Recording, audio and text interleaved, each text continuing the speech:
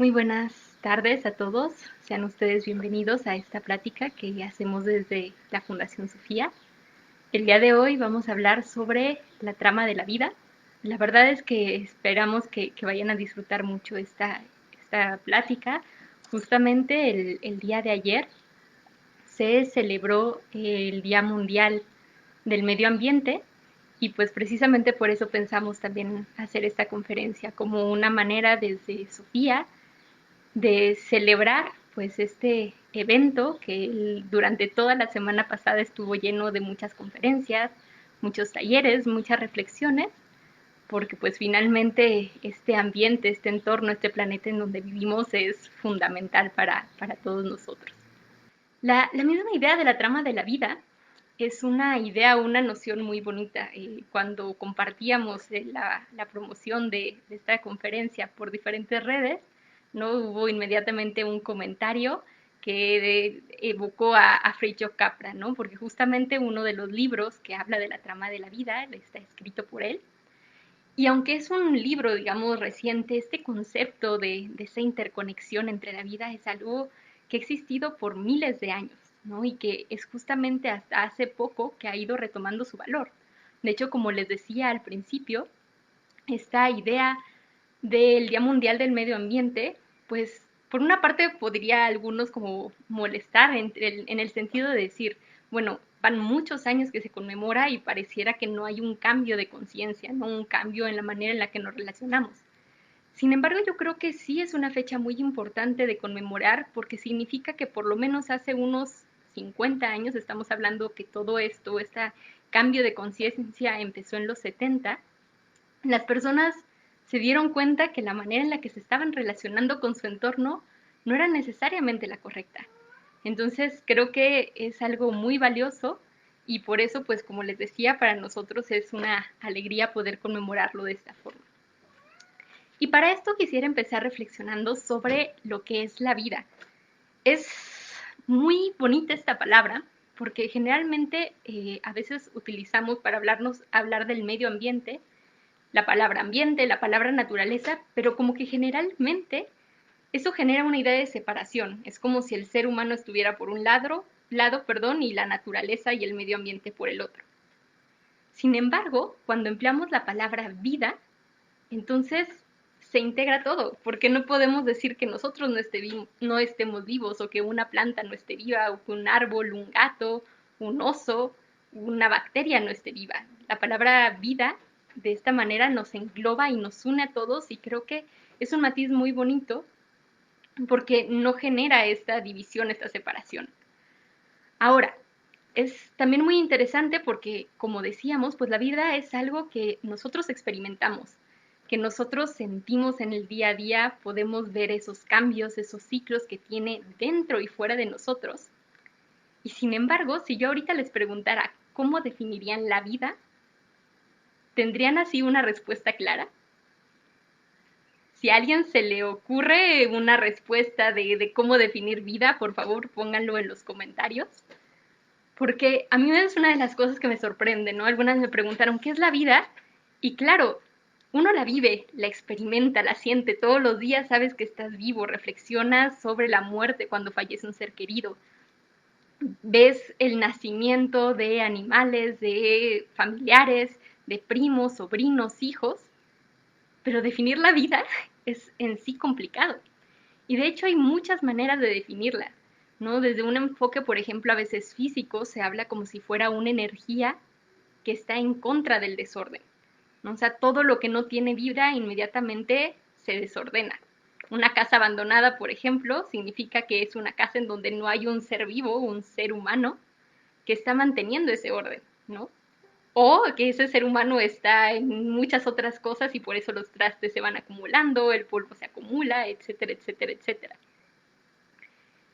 Y pues cuando hay una muerte de un ser vivo, por ejemplo, cuando esa energía se disipa, pues el mismo cuerpo se desintegra, ¿no? Esa unión, esa fuerza que lo mantenía moviéndose, es como si desapareciera y entonces se reintegra hacia la Tierra, hacia lo que existe en este planeta.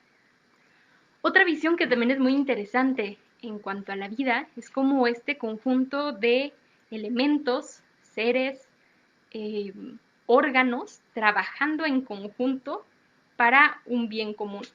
No sé, podríamos pensar, por ejemplo, en el ser humano y todos estos órganos que trabajan en sí mismos y están en armonía para que nosotros podamos hablar, comer, respirar, etcétera.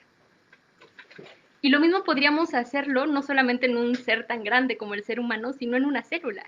Dentro de la célula hay también muchísimos organelos o partes que están trabajando en conjunto para poder darle vida a esa célula. Y lo bonito de esta idea es que cuando hablamos de esa vida como un conjunto de elementos que trabajan entre sí, entonces, pues las partes son más, ¿no? O sea, la suma de las partes, perdón, no equivalen a ese todo, a esa unidad. Y de hecho, en esta misma línea, pues hay muchas culturas que en algún momento han considerado al mismo planeta como un ser vivo partiendo de su mismo, ¿no? Como un sistema, un conjunto de ciclos del agua, del carbono, naturales y no naturales, o bueno, más que no naturales, sino biogeoquímicos, con los elementos químicos que están generando que las condiciones dentro del planeta se mantengan con vida. Entonces, esa es otra manera de entender la vida. Y realmente podríamos seguir hablando, yo creo, por mucho tiempo de todas estas diferentes definiciones que existen. Pero más allá de querer definir la vida, hoy quisiera poder reflexionar con ustedes el cómo nos relacionamos con ella. Es decir, como decíamos, nosotros estamos vivos, convivimos con muchos seres que están vivos, pero a veces la manera de relacionarnos incluso con nuestra propia vida podríamos decir que no es del todo sana, no es del todo amigable, no es del todo respetuosa.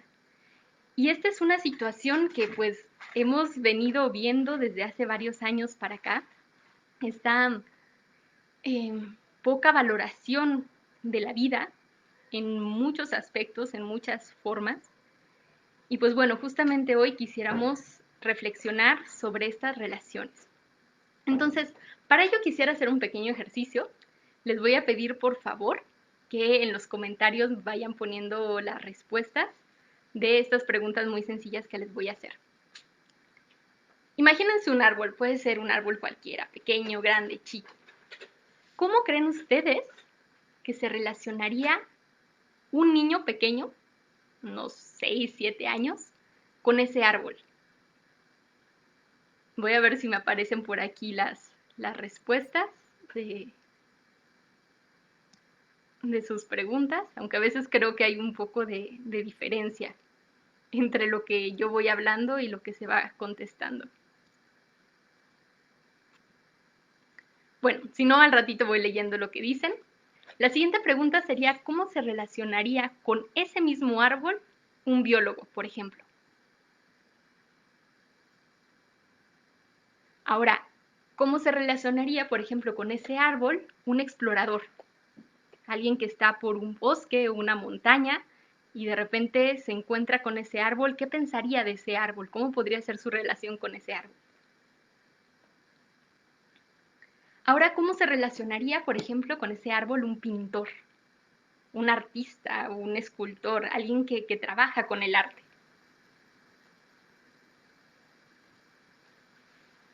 Y por último, ¿cómo se relacionaría con ese árbol un leñador o alguien que trabaja a partir de vender madera? Aquí lo que quiero que vean es que en todos los casos que estuvimos hablando se trata por una parte de un ser humano y de un árbol. Es decir, a un nivel material son dos elementos que son exactamente los mismos y lo que cambia entre ellos es la visión que tiene el ser humano al respecto del árbol. Un niño muy probablemente se pondría a jugar con el árbol, a subirse sobre él, descansar debajo de ¿cómo se llama? Debajo de su sombra. Aquí, por ejemplo, tenemos una respuesta. Me dice que el niño lo podría regar, podría hacer una casa del árbol, le da sombra, el pintor puede pintarlo o sentarse a pintar, efectivamente. ¿No? Un biólogo lo podría ver como un objeto de estudio, ¿no? Una manera de entender cómo funciona, qué es lo que pasa con él. Y finalmente, pues el leñador lo vería como materia prima, ¿no? Probablemente los demás tal vez tendrían una manera de relacionarlo como con algo vivo, pero para el leñador tal vez sea solamente, pues eso, un recurso que le va a permitir a él después obtener dinero. Entonces, este ejercicio lo quería traer aquí para ver esa importancia que hay en lo que pensamos, en la manera en la que interpretamos y nos relacionamos con el mundo y por lo tanto con la vida. Esto de lo que estoy hablando es lo que podemos llamar una cosmovisión o un paradigma. ¿En qué sentido? Una cosmovisión implica cómo ordenamos el mundo, ¿no? Bajo qué ideas lo ordenamos, cuáles son los elementos que valoramos, qué es lo que es importante, cómo respondemos a ciertas preguntas, ¿no? Cómo respondemos ante la pregunta ¿qué es la vida? Cómo respondemos ante la pregunta ¿qué somos? ¿No? El leñador, en el caso del árbol, pues responde que es un árbol, pues es materia prima. El niño lo puede responder como una posibilidad de jugar. Entonces, estas cosmovisiones son sumamente importantes porque son las que han ido marcando esa manera del ser humano a nivel general de relacionarse con la vida.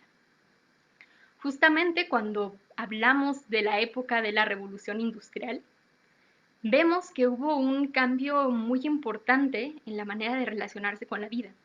Muchas culturas de la antigüedad, en épocas muy remotas, como comentábamos en la presentación, por ejemplo, los pieles rojas, tenían una forma de relacionarse con la vida muy cercana, es decir, esta trama de la vida de la que estamos hablando les era muy natural, muy visible, veían cómo todo estaba conectado, veían esa interdependencia en todos los seres.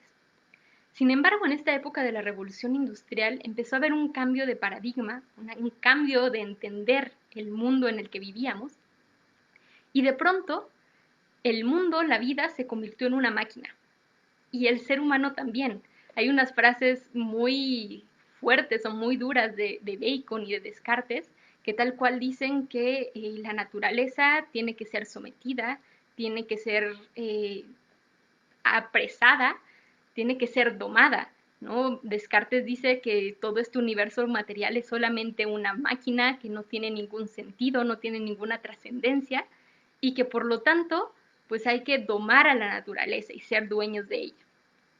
Y claro, estas ideas que fueron surgiendo en ese momento se fueron reforzando con unos patrones de producción, con la industria, que finalmente era todo a través de maquinarias. El ser humano simplemente tenía que utilizar esas máquinas para producir cosas. Y eso fue generando un paradigma que se llama antropocentrista, en donde el ser humano pasó a quedar como en el centro de todo. Y vamos a ver algunas ideas que, aunque son ideas que vienen desde hace muchos años, siguen muy presentes y son las que han generado todos estos desequilibrios dentro de la vida y sobre todo esta idea de separación que tenemos como seres humanos. ¿No? En el momento en el que decimos que la vida, la naturaleza es una máquina y es verla como si fueran engranajes, ¿no? Sin sentimientos, sin pensamientos, sin nada. Y posicionar al ser humano en el centro hace entonces que el ser humano se sienta separado de la naturaleza para empezar, o sea, es la naturaleza, el medio ambiente y yo ser humano, que no solamente estamos separados, yo soy superior, yo tengo el poder sobre ti, yo tengo la capacidad de hacer lo que quiera contigo. Y es muy interesante porque de hecho el ser humano en diferentes maneras va sometiendo a la naturaleza, ¿no? Y a la naturaleza y a los seres vivos, porque vamos a ver que estas mismas ideas de separación, de jerarquías con la naturaleza, las vemos también con los seres vivos. Inmediatamente hay una idea de que hay ciertos seres humanos que son mejores que otros. Hay géneros mejores que otros. Y no es que sea así, es una visión que se ha ido creando, en donde pareciera desde hace muchos años que el hombre tiene más valía que la mujer, que el ser humano tiene más valía que la naturaleza. Y claro, si esa idea está ahí, vamos generando unos patrones, una manera de relacionarnos que va afectando a las mujeres, a la naturaleza, a la manera incluso en la que nos relacionamos con nosotros mismos. Entonces, estas ideas son muy importantes porque, pues como les decía, por ejemplo, a nivel militar se ha hablado de un someter a la vida y de matar no importa a quién para yo obtener los fines que necesito. A nivel de la ciencia lo mismo, ¿no? ¿Cuántos experimentos no se han hecho maltratando a seres humanos, a animales, porque no se les da el valor que realmente tienen? Y de hecho, justamente hablando de esta parte de la ciencia, este mundo de separación fue generando una fragmentación de todo, de conocimientos, ¿no? Cuando uno habla de la naturaleza y trata de estudiarla a profundidad, no te puedes quedar solamente con la biología, necesitas de la química, de la física, de la historia, de la filosofía. Pero esta cosmovisión en la que estamos ha ido separando todo, desagregándolo como si justamente se trataran de engranajes de esa máquina y que da igual si los estudio por separado o si entiendo cómo funcionan en conjunto. Y esto también ha generado una ética muy individualista, ¿no? La ciencia tiene un pensamiento de si puedo hacerlo, lo hago. Si puedo clonar un animal para que sea fluorescente, lo voy a hacer. ¿Para qué me va a servir? Simplemente para decir que el ser humano es capaz de hacer eso. Es decir, no hay una reflexión en conjunto de un bien común. Hay una idea de que si puedo es porque soy maravilloso y vamos a hacerlo, no pasa nada. Y pues claro, todo esto ha ido generando muchísimos problemas, y no solamente los problemas sociales y ambientales, sino también una sensación de soledad del ser humano, una sensación de intrascendencia, de falta de sentido, ¿no? Porque si todo es material, si es una máquina, si son partes, ¿para qué estamos aquí? ¿Qué sentido tiene esta vida? ¿Qué sentido tiene todo esto que estamos haciendo? Todo lo que experimentamos, todo lo que vemos, todo lo que sentimos. Pareciera que no hay ningún objetivo. Sin embargo, esta no es la única manera de ver el mundo, ¿no? Y esta es la reflexión que quisiera hacer con ustedes. Cuando hablamos justamente de la trama de la vida, cuando vemos o pensamos que las cosas están conectadas, que hay una fuerza, una energía que nos une a todos, inmediatamente estas concepciones de las que les he venido hablando, que vienen de este paradigma antropocentrista, cambian radicalmente y vemos el mundo a través de otros ojos. Decía Einstein que era imposible cambiar los problemas actuales si seguíamos pensando de la misma manera que generó esos problemas actuales. Entonces, últimamente, pues ha retomado una visión mucho más holística o sistémica, ¿no? Dentro de los paradigmas se llama una visión biocéntrica, donde justamente lo que está al centro de todo es la vida. Lo que está ahí justo en el punto marcando todo es esa unión que existe entre los seres. Y entonces eso cambia radicalmente las cosas, porque entonces hay una sensación de hermandad, de comunidad, de formar parte de. Si nosotros vemos, por ejemplo, la naturaleza desde una perspectiva más antropocentrista, es todo utilitario. Yo utilizo las cosas, yo utilizo la naturaleza para un beneficio propio. E incluso la misma naturaleza, esto es permitido porque todo se trata de competencia, ¿no? El más fuerte, en este caso el ser humano, tiene el derecho de hacer lo que quiera. Desde esta otra visión, todo da, todo colabora, ¿no? De hecho, este paradigma va viendo cómo realmente la vida, si ha podido evolucionar, si podemos nosotros hoy en día estar aquí, es por la colaboración, no por la pelea, no por el depredador más fuerte, ¿no? Las mismas células y el proceso de evolución se debieron a la unión de dos bacterias pequeñitas que se lograron unir y empezaron a trabajar juntas. Y entonces, claro, a partir de esto podemos entender al ser humano como un ser integral, que necesita y depende de su sociedad, en donde no hay mejores y peores, simplemente hay muchos seres humanos diferentes, con perspectivas distintas, que pueden aportar elementos distintos. En la naturaleza, si nosotros nos damos cuenta, todo está dando, ¿no? Un árbol da frutos. Y es que ese fruto no es que le sirva realmente a sí mismo, simplemente lo da y gracias a eso alimenta a muchos otros animales y se empieza a hacer un ciclo muy complejo donde esa alimentación va permitiendo que haya más árboles, que haya más oxígeno que sirva a los animales, etcétera, etcétera, etcétera. Entonces es una visión, como decía, mucho más holística, mucho más sistémica, donde no basta con estudiar las partes, necesitamos entender esa trama que lo va uniendo todo. Y como les decía, pues esta visión es algo que poco a poco la ciencia está redescubriendo a nivel científico, ¿no? Con pruebas a partir también de toda esta teoría de la relatividad, donde se ha dado cuenta que no es que la materia y la energía son dos cosas diferentes, sino que son la misma, que de hecho todo es energía vibrando a diferentes niveles y que la materia es energía vibrando tan rápido que la podemos ver que se materializa. Entonces, pues lo que quisiera reflexionar o ver hoy con ustedes es de qué maneras nosotros podemos ir cambiando esta visión que tenemos. Dicen que uno de los grandes errores efectivamente del ser humano hoy en día es esta idea de separación, ¿no? De que las cosas no están conectadas, de que somos prácticamente a veces como que estamos solos contra el mundo. Y el problema que se va incrementando es, como les decía, que de repente ya no solamente es que estamos separados, sino que vamos clasificando como cosas o personas que son mejores y peores. No sé si han tenido oportunidad de ver un video que estuvo circulando por redes sociales, en donde habían dos cuartitos, había un niño con necesidades especiales, con juguetes, y el otro cuartito estaba vacío.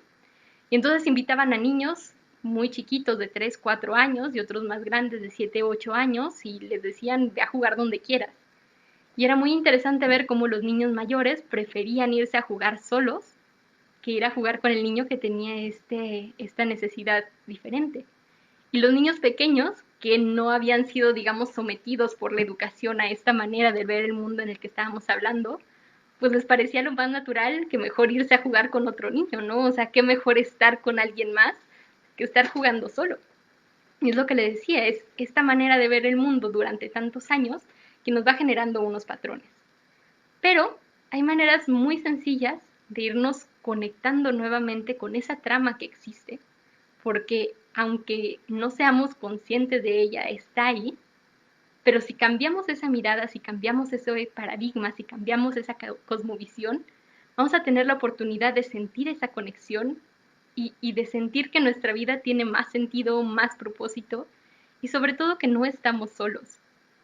Y cuando sabemos, ya no solamente sentimos o creemos, cuando sabemos que el mundo es este maravilloso universo de conexiones en donde lo que yo hago tiene un efecto hacia afuera y lo que hacen los demás interactúa con todo el mundo, pues como que la vida se hace, creo yo, más interesante, más divertida, dan más ganas de explorar cómo es que funcionan todas estas relaciones. Entonces, bueno, para empezar, quisiera que reflexionáramos o hacer algunos ejercicios pensando en nosotros mismos, ¿no? El ser humano, por ejemplo, pues para que podamos estar aquí tenemos un cuerpo. Y para que este cuerpo funcione, necesita que todos sus órganos estén en armonía, ¿no? Finalmente, cuando estamos hablando de una enfermedad, significa que las conexiones que habían dentro del ser humano entre sus órganos dejaron de funcionar, dejaron de estar conectados. Muchas tradiciones antiguas veían, de hecho, la salud desde una manera más preventiva. Nosotros tenemos una forma totalmente distinta de ver las cosas, ¿no? Cuando nos enfermamos vamos al médico, pero no estamos buscando la manera necesariamente de siempre estar sanos, de siempre mantener la armonía. En Egipto, por ejemplo, los médicos eran especialistas en Ma'at, es decir, especialistas en el orden, en la armonía de la vida que se manifestaba dentro del cuerpo del ser humano, pero también en todo el universo, a través de sus leyes, a través de sus ciclos. Y claro, hoy en día, por ejemplo, hay muchos descubrimientos que están relacionando que estas enfermedades que a veces ocurren en el cuerpo no se deben necesariamente a fallos físicos, sino que a veces están relacionados con el mundo emocional o con el mundo mental, es decir, con nuestras emociones y nuestros pensamientos. Y esto es toda una novedad en estos momentos porque, reitero, desde el otro paradigma donde todo estaba separado y nuestro cuerpo era incluso una máquina, ¿cómo iba a ser posible que una emoción o un pensamiento tuviera la capacidad de alterar ese mecanismo? Sin embargo, desde una visión más holística, más sistémica, donde todo está relacionado con todo, es muy comprensible entender que lo que sentimos, lo que pensamos, pueda también afectar nuestro cuerpo, ¿no? Y son estas enfermedades que hoy en día se conocen como psicosomáticas. Entonces, hay un ejercicio muy sencillo que viene de las técnicas de mindfulness, de atención plena, que les invito a que podamos hacer ahorita. Es muy pequeñito, pero es muy interesante para poder ir dándonos cuenta de esas partes que tenemos dentro de nosotros con las que a veces ni siquiera nosotros mismos estamos muy conscientes o nos sentimos relacionados. Entonces les voy a pedir que cierren los ojos por un momento, que inhalen profundamente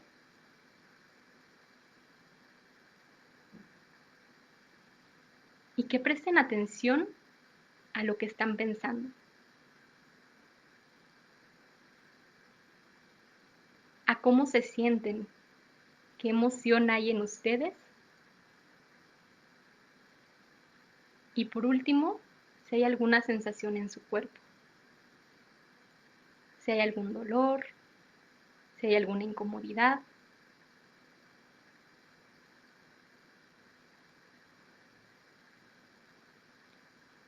Abran de nuevo sus ojos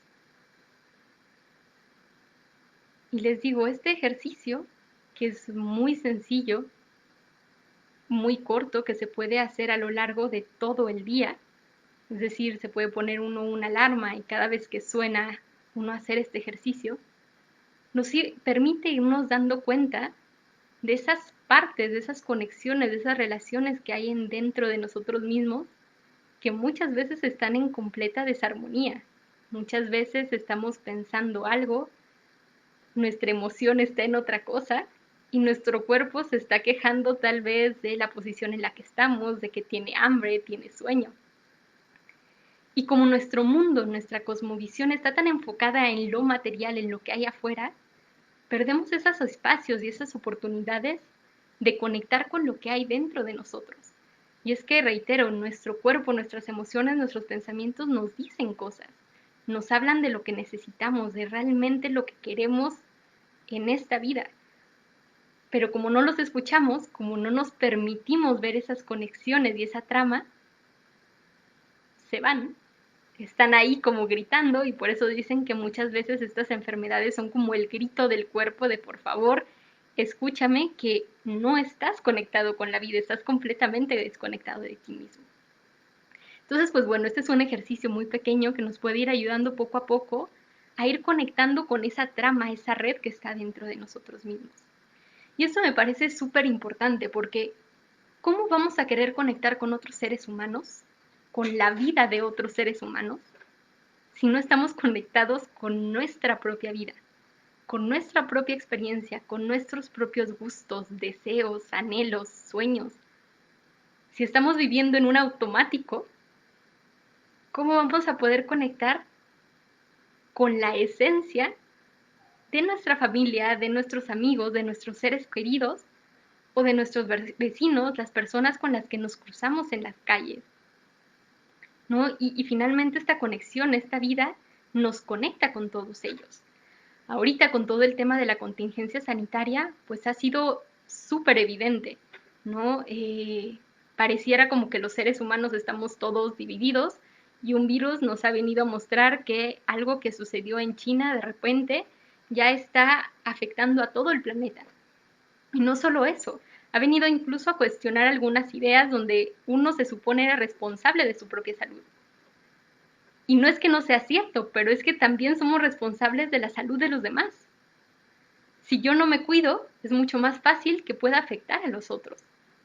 Y es por eso también que el virus se ha ido contagiando y se ha ido moviendo más, porque por una parte hay unas conexiones impresionantes entre todos los seres humanos y por otra no hemos tenido todavía la capacidad de darnos cuenta de estas interrelaciones y cómo además con quedarnos en casa o con usar tapabocas o cuidarnos más podemos también prevenir que otros se enfermen.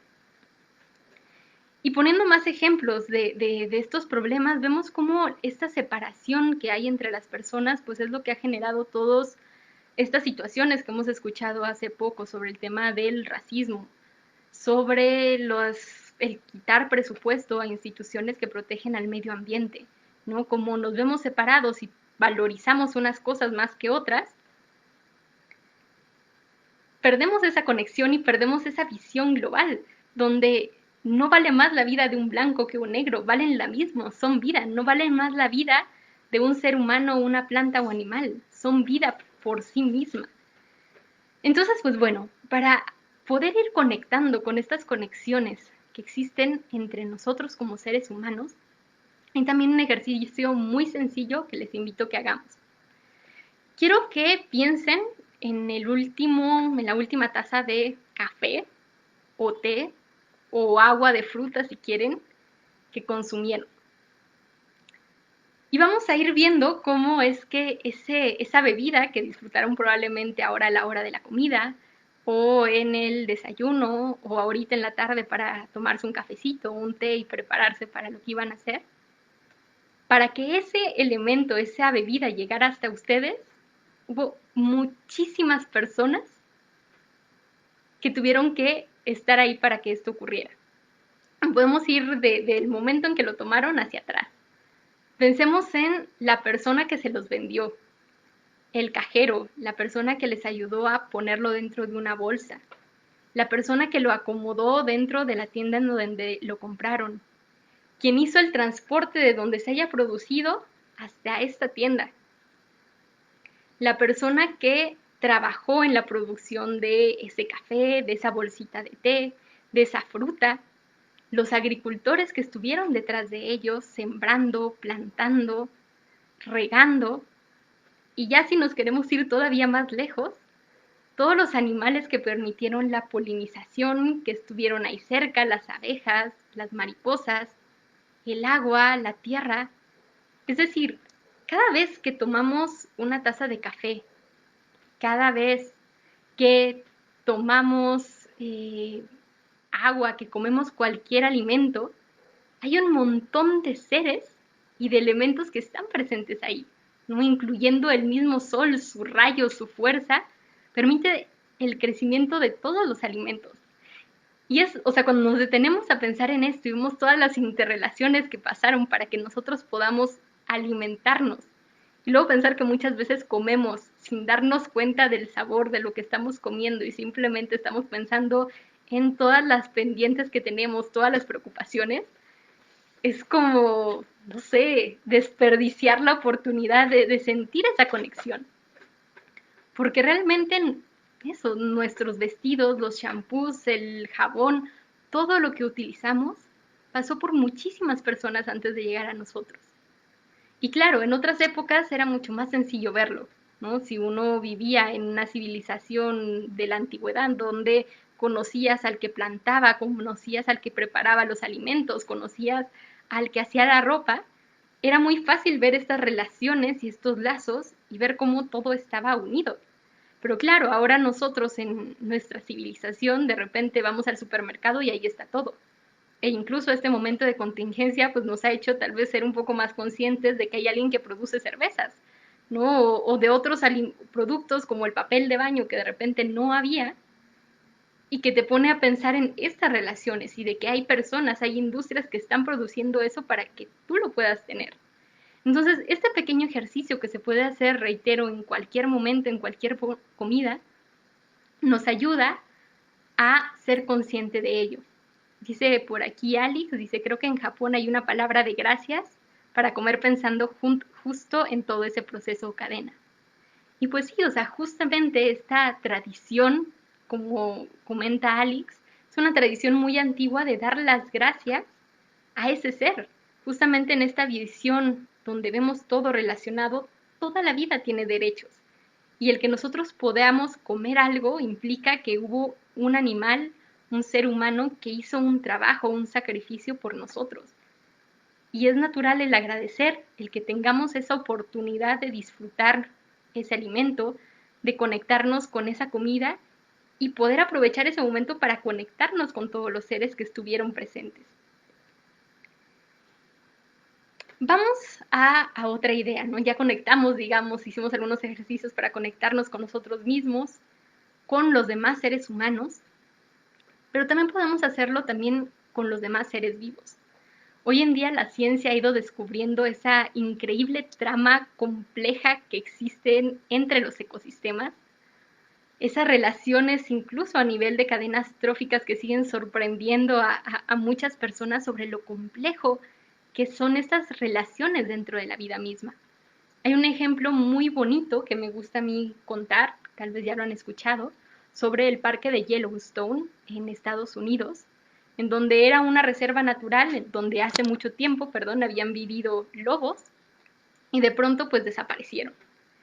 Y entonces hay un elemento que nos ayuda mucho, que es el simplemente dejar a la naturaleza ser.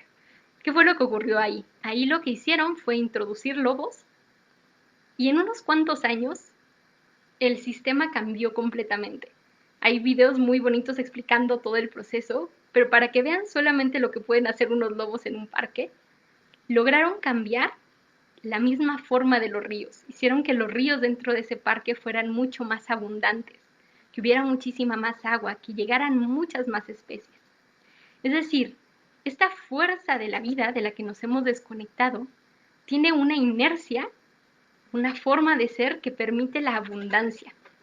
Sin embargo, ¿qué pasa? El ser humano tiende a quererlo controlar todo, a querer manipularlo. Como no siente que está conectado y se siente que está solo contra el mundo, él quiere hacerlo todo y llevarlo todo tan acompañado para que salga perfecto que coarta la energía de la trama de la vida. Hay un concepto muy bonito en China que se llama el Wu Wei, que simplemente significa la no acción. Es decir, dejar que la vida haga lo que sabe hacer de forma natural, dejar que ese impulso de generar, de crear, de abundancia suceda, como sucedió en Yellowstone o como ha sucedido también ahorita en la zona de Chernobyl, donde pues ya van prácticamente 40 años de la explosión y ahorita hay un ecosistema sumamente rico, muchísimo más complejo y mucho más variado que las zonas naturales protegidas de la región.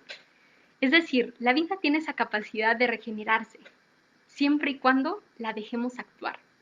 Entonces, una manera de poder descubrir eso y verlo y conectarnos con los seres vivos y con esa capacidad que tienen tan innata, pues es simplemente observando seres vivos. Probablemente ustedes tengan mascotas o plantas en su casa y es muy bonito observarlos y dejarse maravillar por la forma que tienen de ser, por la manera en la que van resolviendo sus problemas, por la manera en la que interaccionan o interactúan entre ellos.